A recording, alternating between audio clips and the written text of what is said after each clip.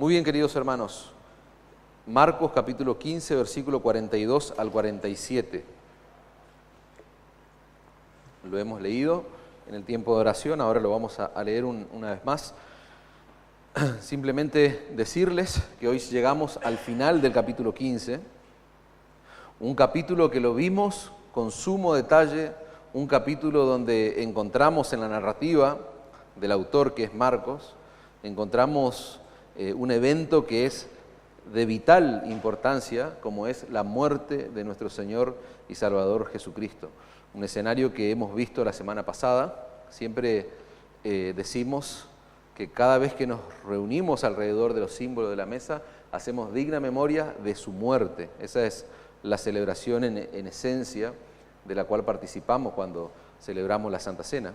Ese evento lo vimos la semana pasada, pero ahora Marcos, en esta última porción del capítulo, él nos habla de un suceso posterior a la muerte de Cristo, que es precisamente su sepultura. Por eso el título del sermón, El Rey en el sepulcro, preludio o antesala, podríamos decir, de la victoria. Y ahora vamos a hablar acerca de eso. Nosotros hemos visto a ese rey que no se defiende, hemos visto a ese rey sentado en un trono de vergüenza y decíamos que eso significó la cruz del Calvario. Nosotros hemos visto a ese rey abandonado, decíamos semanas atrás, en la cruz. Todos títulos sugerentes de lo que Marcos está narrando. Y este pasaje que nosotros tenemos por delante, hermanos, está cargado de significado teológico, ¿no? Si lo comparás con el relato o con la narrativa de los sucesos anteriores, quizás en tu mente podés llegar a pensar que es de menor importancia. De ninguna manera caigas en eso, porque hay un significado teológico muy profundo y está lleno de evidencia que nos muestran a nosotros la soberanía de Dios en cada detalle de lo que se está narrando, en cada detalle del evento de su sepultura. Así que vamos a leer una vez más, dice el verso 42, cuando llegó la noche, porque era la preparación, es decir, la víspera del día de reposo, José de Arimatea, miembro noble del concilio, que también esperaba el reino de Dios, vino y entró osadamente a Pilato y pidió el cuerpo de Jesús. Verso 44, Pilato se sorprendió de que ya hubiese muerto y haciendo venir al centurión le preguntó si ya estaba muerto. E informado por el centurión, dio el cuerpo a José, el cual compró una sábana y quitándolo, lo envolvió en la sábana y lo puso en el sepulcro que estaba cavado en una peña e hizo rodar una piedra en la entrada del sepulcro. Y María Magdalena y María, madre de José, miraban donde lo ponían. Hasta ahí el texto de la palabra de Dios, hermanos. A los ojos de cualquiera que haya estado allí, a los ojos del mundo, podríamos decir, parece que todo ha terminado, todo, absolutamente todo. Parece que todo estaba perdido. Sin embargo, hermanos, en el plan eterno de Dios, esto es la antesala de la victoria más gloriosa y que la vamos a ver de acá a 2 domingos, el domingo 19. ¿Y cuál es esa victoria gloriosa? La resurrección de Cristo.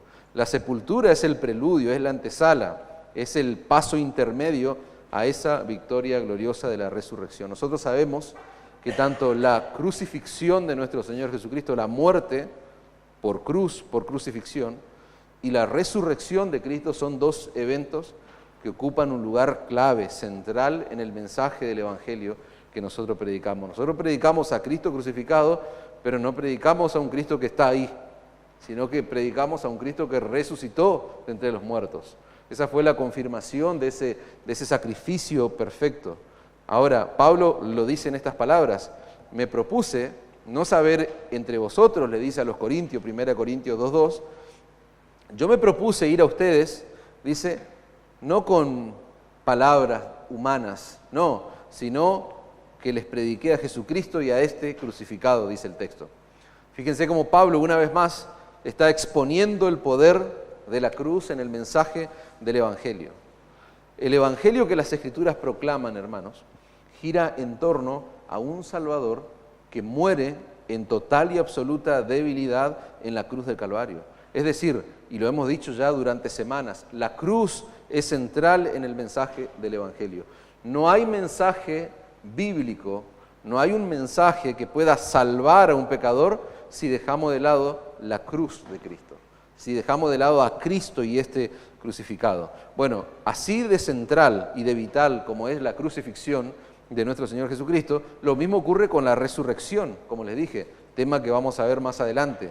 ¿Por qué? Porque la resurrección viene a ser la victoria definitiva sobre la muerte, la victoria que nuestro Señor obtuvo sobre la muerte, sobre el poder de la muerte. Es decir, si no hay crucifixión, no hay evangelio; si no hay resurrección, no hay evangelio; si no hay resurrección, no hay cristianismo que valga. No existe la fe en Cristo. Pablo lo dice a los Corintios en la primera carta, capítulo 15. Si Cristo no resucitó, porque ellos estaban viéndose influenciados por enseñanzas que iban en contra de la resurrección, entonces Pablo confronta esta idea y dice, si Cristo no resucitó, vana es entonces nuestra predicación.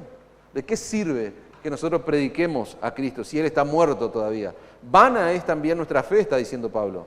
El lenguaje actual dice, si Cristo no resucitó, esta buena noticia, que es el glorioso mensaje del Evangelio, que nosotros anunciamos, no sirve para nada. Y de nada sirve tampoco que ustedes crean en Cristo, dice. Entonces, la muerte y la resurrección de Cristo son indispensables para que nosotros hoy tengamos un mensaje que proclamar a un mundo que está perdido y que va hacia una condenación eterna. Necesitamos proclamar la muerte y la resurrección de Cristo. Ese es el eje central de nuestro mensaje. Pero, hermanos, y acá viene ese punto de inflexión en el cual nos pone la Escritura y especialmente el Evangelio que nosotros estamos estudiando. Hay un evento entre su muerte y su resurrección que muchas veces se deja de lado o que muchas veces no lo tomamos en cuenta y no vemos la importancia vital que tiene el entendimiento de ese evento, de ese suceso intermedio, que ¿cuál es? Es su sepultura, la sepultura de nuestro Señor y Salvador Jesucristo. La sepultura de Cristo es uno de los elementos centrales también de nuestra fe y del mensaje que nosotros proclamamos. Y hoy mi tarea es precisamente trabajar de manera fiel, de manera contundente y clara para que ustedes puedan ver ese evento como un elemento vital del mensaje del Evangelio. Pablo le escribe a los Corintios, una vez más, y él resume el mensaje del Evangelio que él les predicó a estos Corintios, lo resume de esta forma. 1 Corintios capítulo 15, versículo 3. Parte de este pasaje lo hemos visto en profundidad la semana pasada. Cristo murió por nuestros pecados, conforme a las Escrituras. Y ahí terminamos la semana pasada cuando hacíamos referencia a este texto. Pero Pablo sigue diciendo, Cristo fue sepultado y resucitó al tercer día conforme a las Escrituras. Hay un mensaje que él llevó a este pueblo, a esta gente, a esta ciudad, y ese mensaje él lo resume. Cristo murió, fue sepultado y él resucitó conforme a las Escrituras, conforme a lo que Dios ya había dicho, conforme a lo que Dios ya había determinado, conforme a lo que Dios ya había anunciado en la boca de ¿quiénes? De los profetas del Antiguo Testamento. Esos tres eventos son de vital importancia para que vos tengas un entendimiento bíblico del Evangelio. Es así de simple y de complejo también. Y aunque parezca raro, hoy hay que revitalizar esta idea, este principio. Pablo dice que cada verdadero creyente, es lo que él está enseñando en esta carta, cada verdadero creyente está unido espiritualmente con Cristo y se identifica con estos tres eventos fundamentales del Evangelio. Por ejemplo, cuando vamos a la carta que él escribe a los romanos, nos vamos a encontrar en Romanos capítulo 6, él va a decir, ¿o no sabéis que todos los que hemos sido bautizados en Cristo Jesús, es decir, aquellos que hemos sido unidos a Cristo, dice, hemos sido bautizados en su muerte? O sea, aquel que se ha arrepentido de sus pecados, que ha creído en Cristo, que ahora está unido a Él, dice, fue bautizado en la muerte de Cristo, ha muerto con Cristo, esa es la idea. Porque somos sepultados, la palabra clave para el día de hoy, somos sepultados juntamente con Él para muerte por el bautismo. A fin de que como Cristo resucitó, otra vez la palabra clave, uno de los pilares del Evangelio, muerte, sepultura, resurrección. Así como Cristo resucitó de los muertos por la gloria del Padre, así también nosotros andemos en vida nueva. Así dice la Reina Valera 60, vida nueva. Otras traducciones lo ven como novedad de vida. ¿Qué cosa? Muerte, sepultura, resurrección. Entonces, entender esos eventos no solo es importante, hermano, para entender la salvación, sino también para entender nuestra vida cristiana de manera práctica, de manera visible, de manera tangible. ¿Por qué? Porque un entendimiento claro y bíblico de estos eventos nos lleva a que andemos, a que vivamos conforme a la vocación a la que hemos sido llamados por el Señor. Dice el versículo 4, la lenguaje actual: al ser bautizados morimos y somos sepultados en Él, pero morimos para nacer, es decir, resucitamos, esa es la idea, a una vida totalmente diferente. ¿Se dan cuenta cómo el entendimiento de estas verdades impacta tu vida? Y si hay algo digno de destacar, hermanos, en cada uno de los eventos centrales del Evangelio, su muerte, su sepultura, como lo vamos a ver hoy, su resurrección, si hay algo que tenemos que destacar y no pasar por alto, es la soberanía de Dios. Es el Dios eterno, el Dios del universo, orquestando, llevando a cabo cada detalle, cada evento que están rodeando estos escenarios. Todo lo que nosotros venimos estudiando acerca de la muerte de Cristo en la cruz, su sepultura, su resurrección, tiene sí o sí que llevarnos a entender con más profundidad, con más claridad, que la centralidad del Evangelio siempre ha sido y siempre seguirá siendo, ¿quién? Dios mismo. Repito eso, hermanos. Estos eventos cruciales, su muerte, sepultura y resurrección, tienen que llevarte a vos a que entiendas. O sea, no hay otra cosa que vos podés entender. Es como que si vos entendés otra cosa, ya es ya por motus propio. ¿Por qué? Porque todo lo que estamos estudiando te tiene que llevar a ver con más profundidad y más claridad que la centralidad del Evangelio es Dios. Eso ha sido siempre así en el pasado, lo es hoy y lo seguirá siendo siempre, hermanos. Él es Dios llevando a cabo su plan eterno de redención. No predicamos un mensaje antropocéntrico, centrado en el hombre, con el foco exclusivo en la persona, no. Predicamos la palabra de Dios, nuestro mensaje está centrado en Dios, en su plan, en sus propósitos. Y cuando en este púlpito se predique otro evangelio, vos tenés que irte de este lugar. Vos tenés que huir, tenés que correr. Nati, nuestra hermana Natalia, hace poco recordaba en las redes sociales una publicación que hicimos como desde la página de la iglesia, acerca de correr, de huir de esos evangelios raros, donde Dios ha dejado de ser el centro. Bueno, mírenlo, miren la publicación que hizo Nati para recordar, muy interesante. Ese es el extracto de una predicación que se dio en el año 2001, después del atentado de las Torres Gemelas. Muy, pero muy interesante y recomendable, hermanos. Entonces, repito, cuando se predique otro evangelio de este púlpito, huyan de este lugar. La centralidad del Evangelio es Dios y la obra que Él llevó a cabo en la persona misma de Cristo. En los hechos fundamentales del Evangelio nosotros vemos a Dios organizando todo de manera perfecta, minuciosa.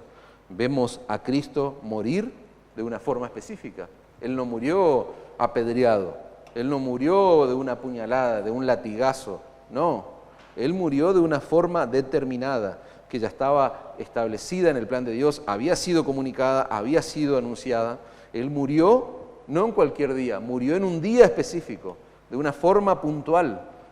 Tenía que ser el día de la Pascua y tenía que ser en una cruz. Eso no es casualidad, eso es Dios llevando a cabo sus planes. En la sepultura de Cristo nosotros vamos a ver a Dios obrando soberanamente por encima de las acciones responsables que están teniendo estos hombres.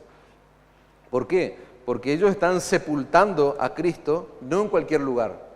Están sepultando, y la actitud que está teniendo, por ejemplo, José, el hombre que aparece en escena, es una actitud muy noble, pero más allá de la acción de este hombre, es Dios obrando soberanamente para que su hijo sea sepultado en el lugar que tenía que ser sepultado, como Él lo había determinado. Y ese es el gran misterio de la soberanía de Dios, hermanos. Que Dios obra y trabaja y opera por encima nuestro. Es decir, Dios no fuerza nuestra voluntad, pero Él hace su voluntad a través de los actos, de las acciones de los hombres. Jesús estaba físicamente muerto, porque esa es la realidad, y lo vimos la semana pasada, y hoy voy a enfatizar mucho esto. No es que, porque yo le digo, este es el preludio de la victoria, y por ahí puede surgir alguien que diga, no tenía una muerte clínica, él estaba muerto o estaba en suspensión, como a veces ponemos los equipos. No, él estaba en un letargo allí, pero no estaba, no, él estaba muerto. Hay pruebas indiscutibles de que él estaba muerto, hermano, físicamente muerto. Pero aún así, a pesar de esa muerte física, nosotros vemos a la luz del texto bíblico que él estaba vivo en el Espíritu. ¿Por qué? Porque él es Dios. Él es plenamente hombre, pero también plenamente Dios. Y Él está llevando adelante, esto es un juego de palabras, pero que nos lleva a pensar, hermano. Físicamente, humanamente muerto, pero en el plano espiritual es el mismo Cristo el que está coordinando los detalles de su funeral, los detalles de su entierro. Él está controlando cada detalle que vamos a estudiar ahora, hermanos. Claramente, Dios está detrás de todos estos eventos. ¿Para qué? Para que las cosas sucedan tal como Él lo había determinado. Las personas que intervienen en la sepultura de Jesús, ¿fueron responsables de sus acciones? Sí, pero ellos están cumpliendo la voluntad de Dios sin saberlo, tal como ocurrió con aquellos que mataron, que los llevaron a la cruz, a nuestro Señor Jesucristo. Miren, hermanos, cómo Dios lleva a cabo los detalles de la sepultura de Cristo. Cuando llegó la noche, porque era la preparación, ahora vamos a ver bien de qué está hablando Marcos, es decir, la víspera del día de reposo. Ahí él mismo lo explica, ¿qué era la preparación? Era la víspera, era el día anterior al día de reposo. Nosotros estamos parados en el día viernes, la lenguaje actual lo aclara mejor. Ya era viernes por la tarde y los judíos se estaban preparando para las celebraciones especiales del día sábado. Los romanos, hermanos, tenían la costumbre de dejar los cuerpos crucificados en la cruz varios días. Eso era algo común cuando se ejecutaba a un criminal por crucifixión. Los cuerpos obviamente comenzaban a descomponerse, eran comidos por aves rapaces, aves de presa que venían allí. Había partes del cuerpo, y no quiero impresionarlos, simplemente quiero contarles lo que hay de fondo para que entiendan lo que va a ocurrir ahora. ¿Qué pasaba? Los cuerpos eran devorados allí por esas aves, habían partes del cuerpo que se iban cayendo y habían otros animales, como perros, por ejemplo, que iban y comían los restos humanos que caían allí. Lo que quedaba del cuerpo, de la humanidad de esa persona que era crucificada, era arrojado a un lugar, un pozo, una fosa, donde eran quemados. En ocasiones lo que pasaba, que también era algo común, venían los familiares o amigos y pedían el cuerpo al ejército romano como para que tenga un entierro digno, para hacer una ceremonia allí. Pero ¿qué pasaba con los judíos? Este es un detalle no menor. La ley de Moisés prohibía explícitamente, hermanos, que los cuerpos de los ejecutados quedaran expuestos toda la noche. Eso está en Deuteronomio capítulo 21, versículo 22. Dice, si alguno hubiere cometido algún crimen digno de muerte, dice la ley, y los hiciere morir, y lo colgaran en un madero, verso 23 de Deuteronomio 21, dice, no dejarán que su cuerpo pase toda la noche sobre el madero, sin falta lo enterrarás el mismo día, porque maldito por Dios es el colgado, y no contaminarás tu tierra, que Jehová tu Dios te da por heredad. Eso era lo que pasaba en el contexto de la cultura religiosa judía. En el caso particular de Jesús había una presión extra. ¿Por qué? Porque el día de reposo estaba próximo. Él está siendo ejecutado en el día de la preparación. Es decir, estamos a horas de que comience la celebración de la Pascua judía, una celebración principal, fundamental en la cultura religiosa de la nación hebrea. Y aquellos que entregaron al Señor Jesucristo están preocupados porque ellos quieren celebrar la Pascua con la conciencia limpia, llevando a cumplimiento la ley como debe ser. ¿Se acuerdan? Si había algo que caracterizaba a estos hombres era precisamente la hipocresía. Los judíos lo hemos dicho semanas anteriores, ellos no contaban los días como lo hacemos nosotros. Ellos tomaban el día de reposo como el punto de inflexión, el día clave, primer día, segundo día, tercer día, a partir siempre del día de reposo. El primer día, ¿cuál era? Era el día de reposo. Perdón, era el día domingo después del día de reposo. Y el día de la preparación, de la cual habla Marcos, es el día viernes. Es el día, se les llama el día de la preparación porque ellos se preparaban, valga la redundancia, para tener todo lo necesario para poder guardar de manera apropiada, como la ley lo establece, el día de reposo. Ellos no podían salir a hacer compras el día de reposo, no podían trabajar, obviamente, pero ni siquiera comprar. Entonces, todo lo que tenía que ver con comida y demás, ni siquiera podían cocinar, por ejemplo. Eso ya implicaba un trabajo, un esfuerzo. Esas eran todas las imposiciones que venían de parte de la ley y de parte de las imposiciones de hombres que tenían los fariseos sobre el pueblo de Israel. Entonces, en este relato nosotros vemos que era el atardecer, dijimos. Para los judíos el día comienza con la caída del sol y dura hasta la caída del sol del próximo día. Ellos no contaban las horas del día o el comienzo de un día como lo hacemos nosotros, de las 0 horas hasta las 0 horas del otro día, sino que ellos se guiaban por la caída del sol. Jesús, dijimos, muere el viernes por la tarde, es enterrado el viernes en la tarde, el viernes mismo con la caída del sol, y ahí comienza el día de reposo. Eso es lo que estaba pasando detrás de este evento. Y los miembros del Sanedrín, como les dije antes, aquellos líderes de la nación, estaban sumamente preocupados y estaban apurados. ¿Para qué? Para que se baje al colgado, se lo baje de la cruz y que de manera hipócrita ellos puedan cumplir con lo que estaba establecido en la ley y de esa manera guardar el día de reposo y celebrar la Pascua de una manera bíblica. Dice Juan 19:31, fíjense la hipocresía de estos hombres.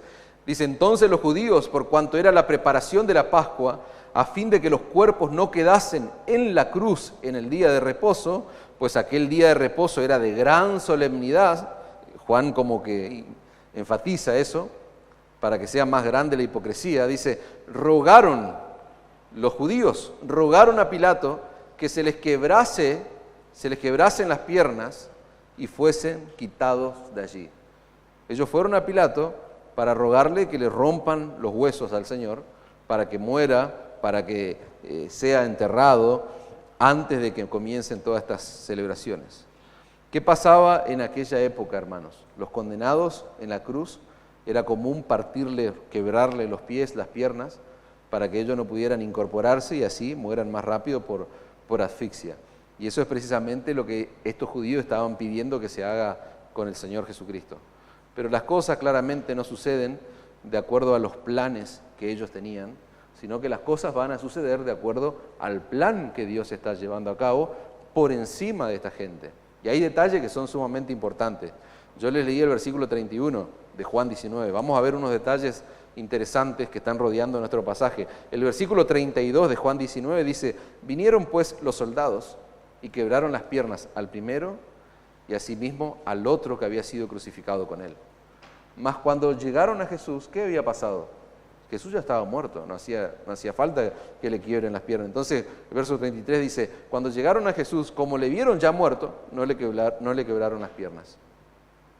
Y fíjense, eso no es ni más ni menos que el cumplimiento de lo que el Señor ya había dicho previamente. En Juan 10:18, la semana pasada fui muy enfático en ese pasaje, porque cuando hablamos de la muerte, dijimos, Él entrega su vida, que es diferente a ser asesinado. Juan 10:18 dice, nueva traducción viviente, nadie puede quitarme la vida, sino que yo la entrego voluntariamente en sacrificio, pues tengo la autoridad para entregarla cuando quiera y también para volverla a tomar. Esto es lo que me ordenó, esto es lo que ordenó mi Padre. Cuando ellos deciden quebrar las piernas de los crucificados, Jesús ya había decidido entregar su espíritu al Padre, y lo estudiamos la semana pasada. El versículo 34 de Juan 19 sigue dándonos más detalle, pero uno de los soldados le abrió el costado con una lanza, dice, y al mismo tiempo salió sangre y agua. Y este es un detalle importante, porque Juan está mostrando que Jesús literalmente murió. Yo lo dije antes, lo vuelvo a enfatizar ahora y lo voy a seguir remarcando durante el sermón, hermanos.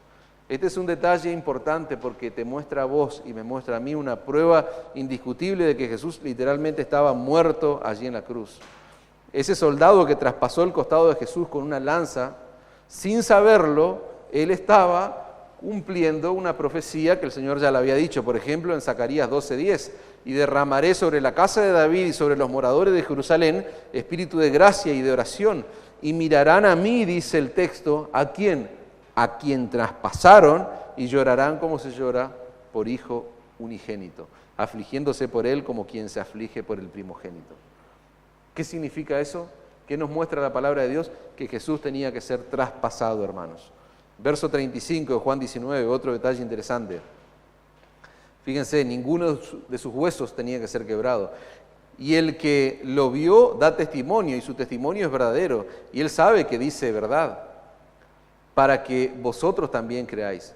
Porque estas cosas sucedieron para que se cumpliese la Escritura.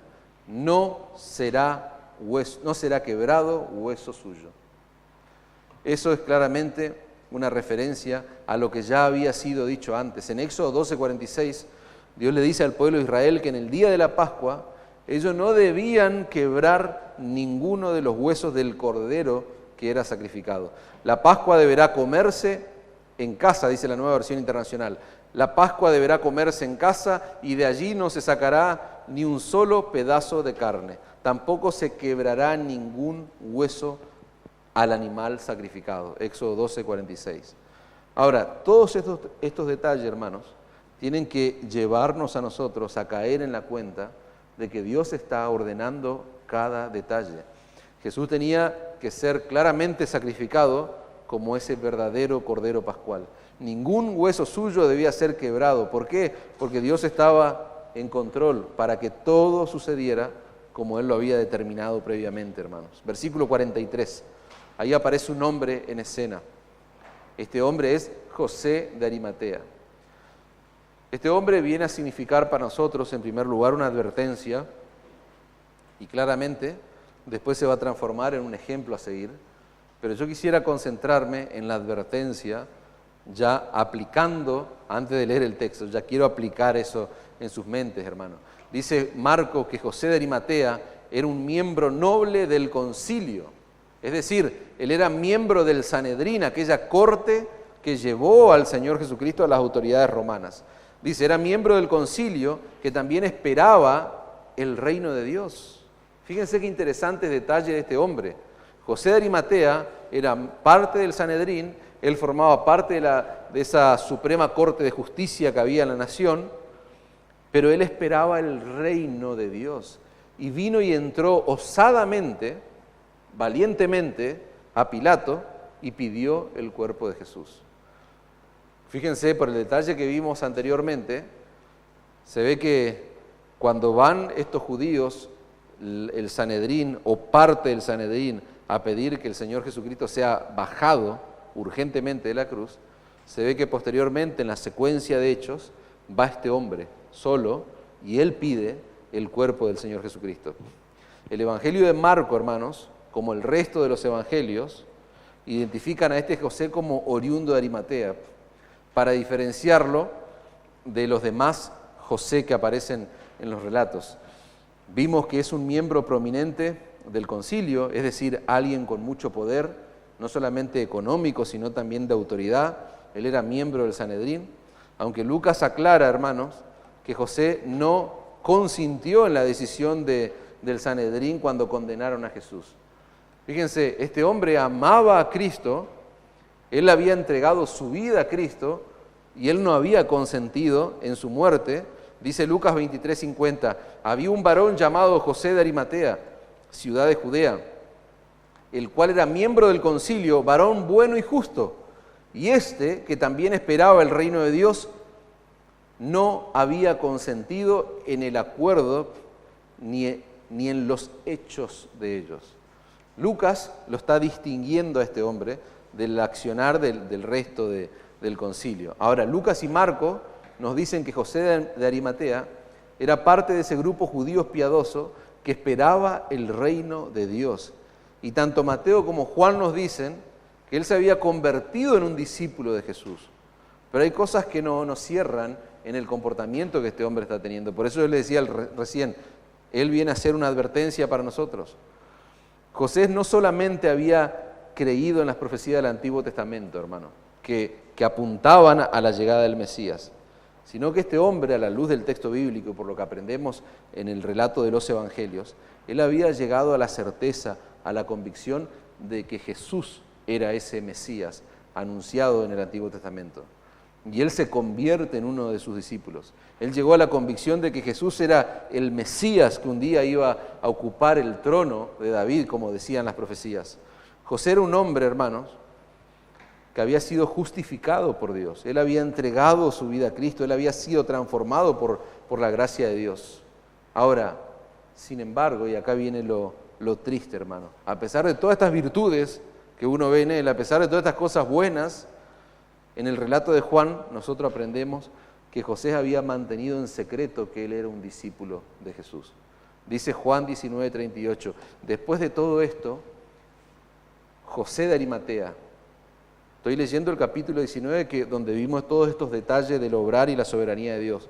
Verso 38, ahí Juan relata acerca de José y dice, era discípulo de Jesús, pero secretamente por miedo de los judíos, rogó a Pilato que le permitiese llevarse el cuerpo de Jesús.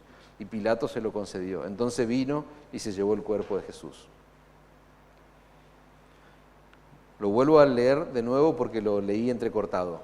Literalmente el texto dice, después de esto, después de todos los detalles que vimos, José de Arimatea, que era discípulo de Jesús, pero secretamente por miedo a los judíos, rogó a Pilato que le permitiesen llevar, etcétera, etcétera. Es importante las pausas y los tiempos porque Juan está narrando lo mismo que Marco, pero él agrega un detalle, de que este hombre que se presenta de manera osada a Pilato era un hombre que era discípulo de Cristo en secreto, por miedo a los judíos. Lo mismo que le ocurría a José le pasaba a otros judíos a la luz de lo que dice Juan. Dice Juan 12:42, muchos creyeron en él, pero a causa de los fariseos no lo confesaban para no ser expulsados de la sinagoga. O sea que lo que pasaba con José, bueno, tenemos otro ejemplo, ¿se acuerdan? Nicodemo. Nicodemo va públicamente a los cuatro vientos gritando, maestro, maestro, no, va en secreto, va en la noche, en la oscuridad de la noche a encontrarse con Jesús. Bueno, y ahora Juan relata que había muchos otros en esa condición. Por eso digo, en primera instancia, José representa para nosotros una advertencia, hermanos. Él representa una advertencia.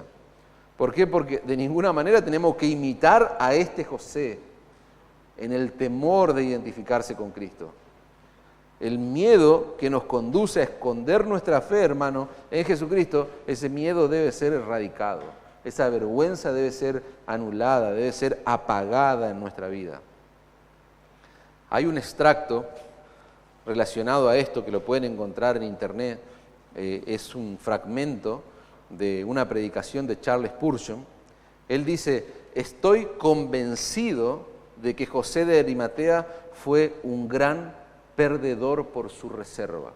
Fíjense las palabras incisivas de este gran predicador del siglo XIX. Dice, estoy convencido, dijo él en su predicación, de que José de Arimatea fue un gran perdedor por su reserva, al igual que muchos otros discípulos. Durante aquel breve pero dorado periodo en que los hombres caminaron, hablaron y comieron con Jesús, José no estaba con él. No estuvo entre los 12 como posiblemente hubiera estado si hubiese poseído más valor y decisión. José se perdió de muchas de aquellas conversaciones familiares que el Señor reservaba para los suyos cuando despedía a las multitudes. Se perdió de aquel sagrado entrenamiento y fortalecimiento que equipaba a los hombres para llevar las nobles vidas de los santos primitivos.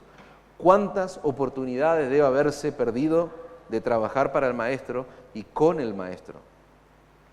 Tal vez no nos enteramos de nada más de Él porque no hizo nada más. Posiblemente esa única acción grandiosa que ha redimido su nombre del olvido es todo lo que está registrado porque fue realmente todo lo que era digno de registrarse. José debe haber sido un hombre débil y triste por seguir a Jesús de lejos. Y cierro la cita. Tremendo, hermanos. Yo no sé si te lleva a meditar, a reflexionar profundamente. Yo no sé cuál es tu condición después de escuchar esto, cuál es tu pensamiento, pero yo no quiero ser recordado de esa manera, hermanos. Vos ponete a pensar, ¿vos quisieras ser recordado de esta forma? ¿Como un hombre o una mujer que seguía a Jesús de lejos? ¿O como un joven que seguía a Jesús de lejos? Que tenía miedo, vergüenza a identificarse con Cristo, por esa razón él ocultaba su fe, porque lo vemos en la Escritura. Vemos el caso de este hombre prominente, pero ocultando, negando a Jesús, en cierta manera. José se había llenado de un temor no santo, de un temor pecaminoso, pensando que quizás, si él hacía algo por Jesús, los otros miembros del Sanedrín, ¿qué harían? Obviamente lo iban a sacar del consejo, lo iban a sacar del concilio, le iban a prohibir la entrada a la sinagoga, como esos muchos otros discípulos que seguían a Jesús en secreto, pero no lo pronunciaban públicamente porque no querían ser expulsados de la sinagoga. Esa era la condición de José de Arimatea, hermanos. Pero, ahí están los peros gloriosos que nosotros encontramos en el texto bíblico. Ahora, como el fruto de la muerte expiatoria de Cristo y de su amor por Él, este cobarde ahora se transforma en valiente, porque no podemos negar que hay un cambio, hay un punto de inflexión. Aquel que amaba en secreto, aquel que seguía en oculto, aquel que tenía temor, que era un miedoso a perder su poder, sus posesiones y su posición, ahora nosotros vemos un cambio, y ese cambio es posterior a la cruz. Ese cambio es posterior a la muerte expiatoria de Cristo, porque Él se transforma en un hombre resuelto, en un hombre valiente. Y parece ser como que hubo dos versiones de José. Un José antes de la cruz y un José después de la cruz de Cristo. Y la pregunta es, ¿qué fue lo que llevó a José a presentarse osadamente ante Pilato y dar la cara por Jesús?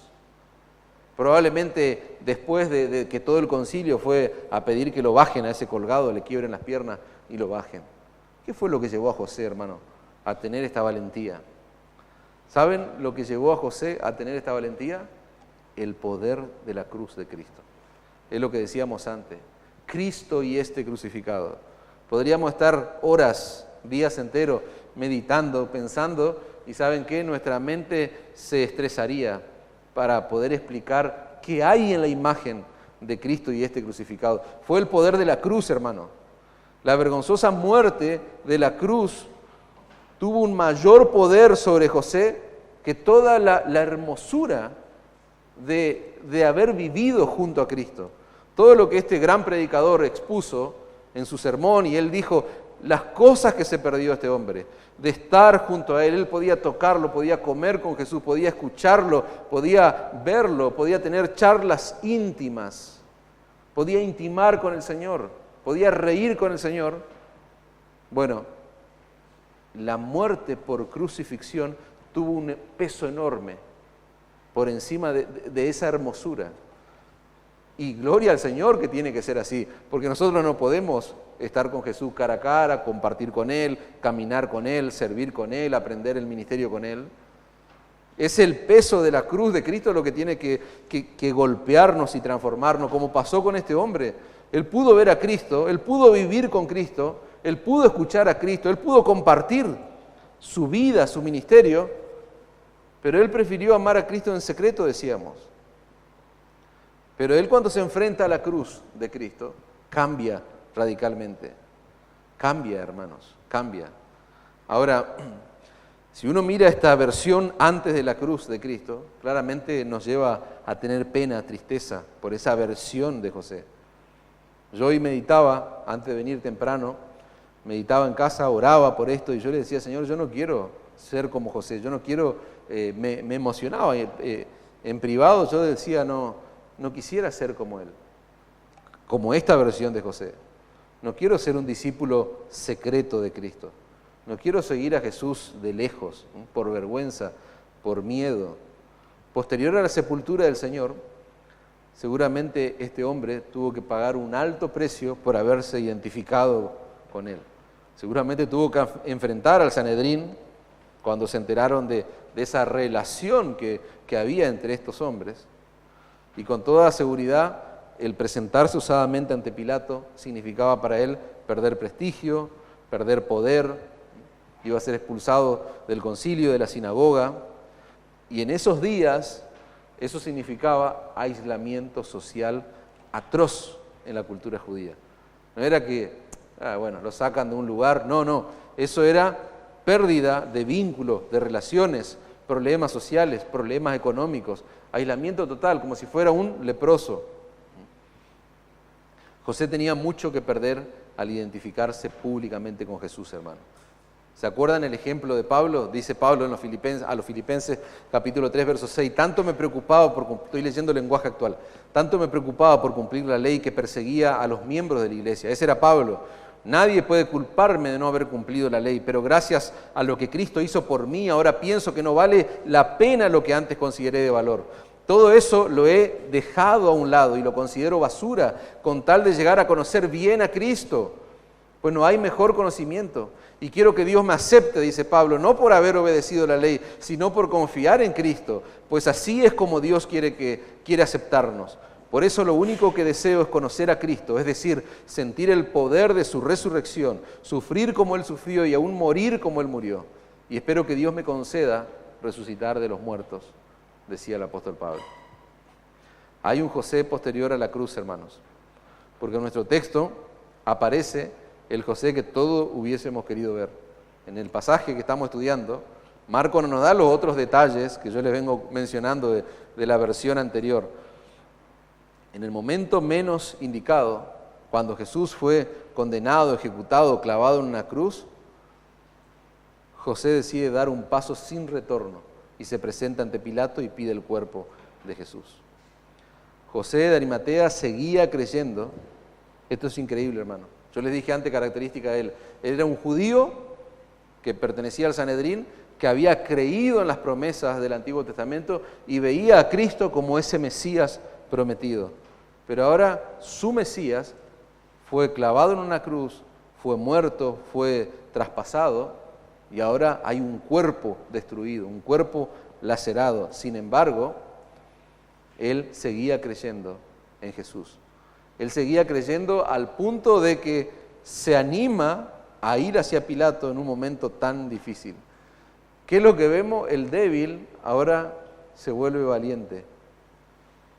El débil se vuelve valiente cuando todos desaparecen, hermanos. Porque el texto es claro. Estaba José allí presente. La cruz puso al descubierto el corazón de José, hermano. Eso que había estado oculto, que había estado allí en el anonimato por miedo, por vergüenza, vaya a saber por qué, ahora la cruz había puesto al descubierto. No había nadie con José. ¿Ustedes se acuerdan dónde estaban los discípulos? Huyeron. No estaban allí sus discípulos, aquellos que habían caminado con él, que habían escuchado, que habían estado con él. No, estaba José de Arimatea. El cobarde se vuelve valiente. Y la pregunta para nosotros, hermanos, es ¿qué pone al descubierto en tu vida la cruz de Cristo?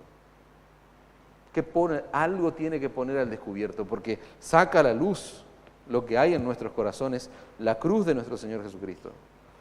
Otra pregunta de rigor, ¿vos estás dispuesto a pagar el precio de seguir a Cristo, aún a pesar de que eso signifique pérdida en tu vida? Aún a pesar de que eso signifique, es imposible escuchar, hermano, concebir un evangelio como se promete en nuestros días. Vení y vas a ganar, vení y vas a tener, eso es basura. Eso es basura para los oídos de una persona que tiene una teología bíblica correcta, un entendimiento claro del evangelio. Porque durante 2000 años nosotros vemos que seguir a Cristo implica pérdida, implica dolor en muchos casos. Entonces la pregunta es, ¿estás dispuesto a seguir a Cristo aunque eso signifique pérdida en tu vida? ¿Estás dispuesto a seguir a Cristo al precio que sea, cueste lo que cueste? Esa es una pregunta interesante para hacernos, hermanos. José actuó en fe, dijimos, creyendo que Jesús era quien decía ser, aún teniendo el cuerpo allí visiblemente, porque Él lo va a enterrar, lo va a llevar al sepulcro. La cruz fue lo que le dio valor para hacer lo que hizo. Ahora, yo pienso en nosotros, que vivimos después de la cruz. A ver, hermano, yo quiero que pensá en este momento, a tu mente le hablo, a tu cabeza. El escenario es un hombre viendo un cuerpo destruido. Alguien que era cobarde ahora es valiente, pero él no lo vio resucitado. Él está enterrando un cadáver, va a enterrar un cadáver, obviamente los cadáveres es lo que se entierra. Ahora, vos y yo, imagínate, si no estamos en una mejor condición que este hombre, porque nosotros somos los creyentes que vienen después de la crucifixión, después de la sepultura y después de la resurrección.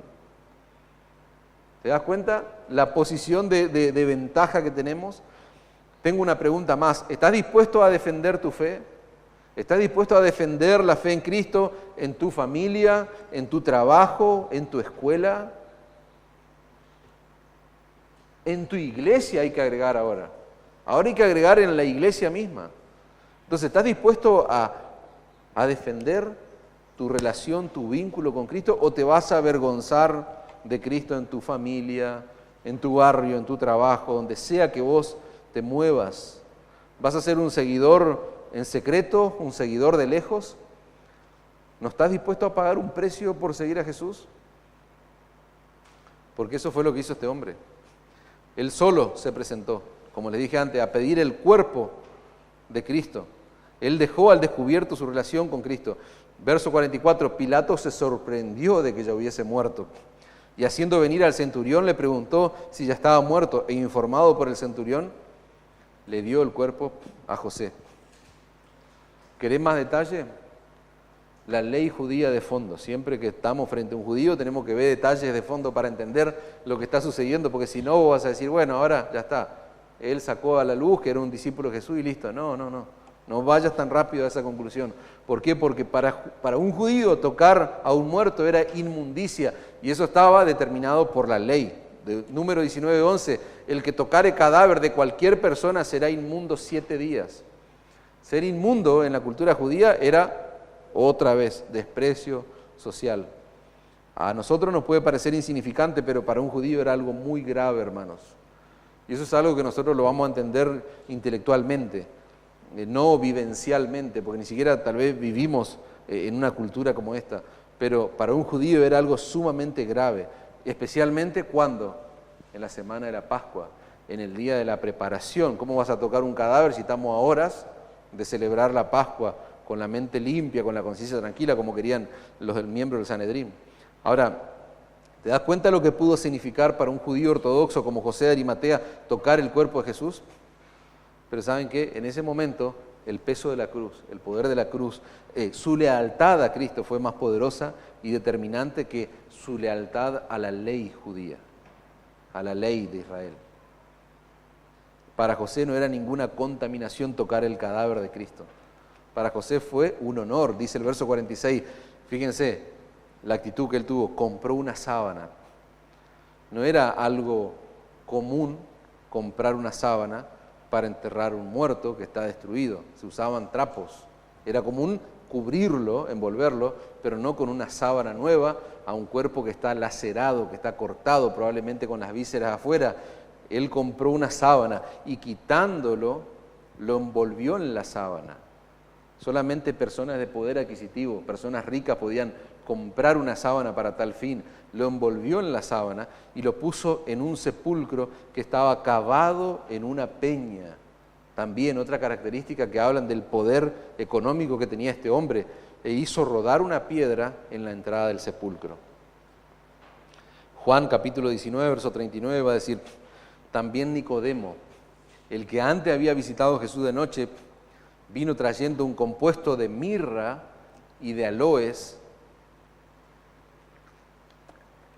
como 100 libras. Mirra y aloe como 100 libras. Tarea para ustedes, busquen qué significa mirra y aloe. ¿Quiénes eran a quienes se le ponía la mirra y el aloe en los sepulcros. Tomaron pues, fíjense, ahora tiene una compañía, ahora tiene un compañero, Nicodemo. Tomaron pues el cuerpo de Jesús y lo envolvieron en lienzo con especias aromáticas, según es costumbre sepultar entre los judíos. En este cuadro, nosotros estamos viendo el cuadro que plantea Juan, a José y a Nicodemo.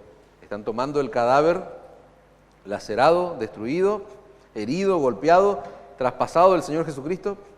Seguramente tuvieron que lavarlo, bañarlo, limpiarlo, como era también costumbre. Y lo que ellos están haciendo ahora, hermanos, lo que ellos están, el detalle primordial es el tipo de sepultura que le están dando al Señor. ¿Por qué? Porque esa sepultura es digna de la sepultura de un rey. Ese compuesto que yo le digo, averigüen, busquen en internet o en algún diccionario, ese compuesto de mirra y de aloe era costosísimo, era algo muy costoso y era común para los reyes. Era algo que se acostumbraba para los reyes. Dice Isaías 53:9, y se dispuso con los impíos su sepultura, mas con los ricos fue en su muerte, aunque nunca hizo maldad ni hubo engaño en su boca. ¿Se dan cuenta? Eso es exactamente lo que se está cumpliendo en el relato de Marco. Lo que está ocurriendo, esta sepultura digna de un rey, ya fue anunciada por Dios 700 años antes de que esto ocurriera. Dios protegiendo el cuerpo de Cristo, inclinando soberanamente la voluntad de este hombre, de José de Arimatea. ¿Para qué?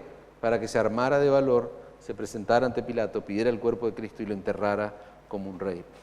La sepultura es un elemento clave, hermano. Es un elemento clave. Yo les decía, esto está cargado de significado teológico profundo. ¿Por qué? Es un elemento clave y es un elemento necesario en ese plan de humillación de Cristo. Él se humilló hasta lo sumo, decíamos. Siempre lo decimos. Pablo lo dice. Ahora, este escenario nos muestra lo que muchos autores le llaman como un destello, un vislumbre anticipado de la exaltación de Cristo. Entonces, fíjense, es algo paradójico. Es parte vital del proceso de humillación de nuestro Señor y Salvador, pero al mismo tiempo, eso es una antesala, es un destello de la exaltación de Cristo. ¿Y por qué? Porque las sábanas, no están poniendo una sábana usada, son sábanas nuevas, dignos de un rey. El sepulcro es nuevo. El cuerpo de Jesús no fue quebrado, no sufrió corrupción de esa naturaleza, ya había sido anunciado. El sepulcro pertenecía a un hombre rico. No todos en Jerusalén tenían un sepulcro de esa naturaleza. Era un sepulcro digno de un rey. ¿Te das cuenta? Todos esos detalles están apuntando a la exaltación de Cristo, a la exaltación. A partir del instante de su sepultura es donde comienza ese primer movimiento, podríamos decir, hacia arriba, hacia su exaltación. Es el primer hecho en ese camino de exaltación que fue también profetizado 700 años antes. Por último, hermanos, Marco menciona allí a quiénes. Mujeres que están presenciando la sepultura. Ya vimos a estas mujeres en la escena anterior. Y ahora, dice el verso 47, María Magdalena y María, madre de José, miraban dónde lo ponían. Estas mujeres estaban sorprendidas. Ellas no sabían cómo interpretar lo que estaban observando, lo que estaban viendo. Fíjense que ellas nos ayudan a estos hombres, a estos dos hombres que están allí en escena. ¿Qué están haciendo estas mujeres? Están observando. Están seguramente, acuérdense, ambos hombres amaban a Jesús en secreto, eran discípulos de Cristo en secreto. Ellas están viendo que dos miembros prominentes del Sanedrín se encargan del cuerpo de Jesús. Lucas 23:55 dice, y las mujeres que habían venido con él desde Galilea siguieron también y vieron el sepulcro y cómo fue puesto su cuerpo. Y vueltas prepararon especias aromáticas, dice, y ungüento, y descansaron el día de reposo conforme al mandamiento. Fíjense que estas mujeres no solo presenciaron la muerte de Cristo, sino también su sepultura, y ellas van a ser parte de esos testigos que van a presenciar, esos primeros testigos que van a presenciar su resurrección, que lo vamos a ver el domingo 19. Conclusión, hermanos.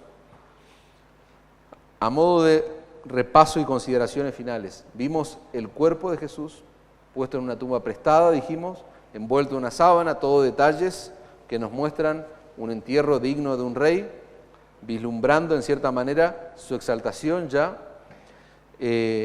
Dice el texto que fue sellado allí con una piedra, y como dijimos al principio, a simple vista todo esto parece el final de una triste historia. Sin embargo, para aquellos que conocemos a Cristo, para aquellos que tenemos a Cristo como nuestro Señor y nuestro Salvador, sabemos que el sepulcro no es un lugar de derrota, no. El sepulcro es la antesala, dijimos, a la mayor de las victorias en la historia de la humanidad, hermanos. La cruz y la tumba nos recuerdan a nosotros la profundidad de nuestro pecado. ¿Querés ver cuán duro, cuán grave es tu pecado? Decíamos semana atrás, mirá la cruz. Y ahora la pregunta es, ¿querés ver cuán grave y profundo es tu pecado? Mirá la tumba de Cristo. La tumba es un reflejo de la gravedad de nuestro pecado, pero también la grandeza del amor de Dios. Jesús, el Rey de Reyes y Señor de Señores, murió en tu lugar, en mi lugar, enfrentó la muerte que nosotros merecíamos. El hecho de que su cuerpo descansara en un sepulcro confirma la realidad de su muerte y el precio que fue pagado por nuestra redención, hermanos. Él no está durmiendo allí un sueño temporal, no, Él está muerto literalmente. Y hay algunas consideraciones finales que tenemos que tener en cuenta, hermanos. La seguridad de su muerte garantiza la certeza de su resurrección. Él resucita porque murió, hermanos. Repito, la seguridad de su muerte es garantía de la certeza de su resurrección. El hecho de que Jesús fue sepultado demuestra que su sacrificio fue real y completo. Eso no es una metáfora, no es un fenómeno que está ocurriendo con el cuerpo de Él, no es una ilusión, no. El Hijo de Dios murió, hermanos. Y cuando murió absorbió la ira de Dios por nuestros pecados. Eso es lo que enseña la palabra de Dios, hermanos. Y hay una aplicación sugerente para nosotros. Si Jesús fue fiel hasta el final, Él soportó la muerte, Él soportó el sepulcro, ¿podemos nosotros confiar en la victoria que está por venir? ¿Podemos confiar? Claro que sí, porque la tumba de Cristo nos llama a vivir con esperanza, sabiendo que su resurrección es la garantía. ¿Garantía de qué? De tu redención. Porque no creemos en un Salvador que quedó sepultado, que está muerto, que hay restos. 2000 años después, no, Él venció la muerte y lo veremos más adelante. Otra consideración final, hermanos. Jesús, el Rey de Reyes, el Rey en el sepulcro, decíamos antes. Eso es un llamado a la fe del Evangelio. El entierro de Jesús nos prepara para el mensaje glorioso de la resurrección de Cristo. Repito, su entierro te prepara y te llama a vos a la fe del Evangelio. ¿Por qué? Porque una tumba no pudo retener a Jesús. Y hoy sigue siendo un recordatorio de que la muerte ha sido vencida. Pero esa victoria solo beneficia a aquellos que se rinden a Cristo en fe. Por lo cual, si Cristo no es tu Señor y tu Salvador, vos tenés que entender que este no es un relato histórico. Esto no es un hecho histórico, algo que lo contamos porque, bueno, forma parte de la historia. No, este es un mensaje personal. Se transforma en un trato personal con vos. La Biblia dice que Jesús murió, fue sepultado y fue resucitado para que vos, que estás sin Cristo y estás espiritualmente muerto, puedas recibir vida eterna. Ese es el mensaje de la Escritura. Hoy es el día para que alguien que está sin Cristo pueda confiar en Cristo, en su obra perfecta.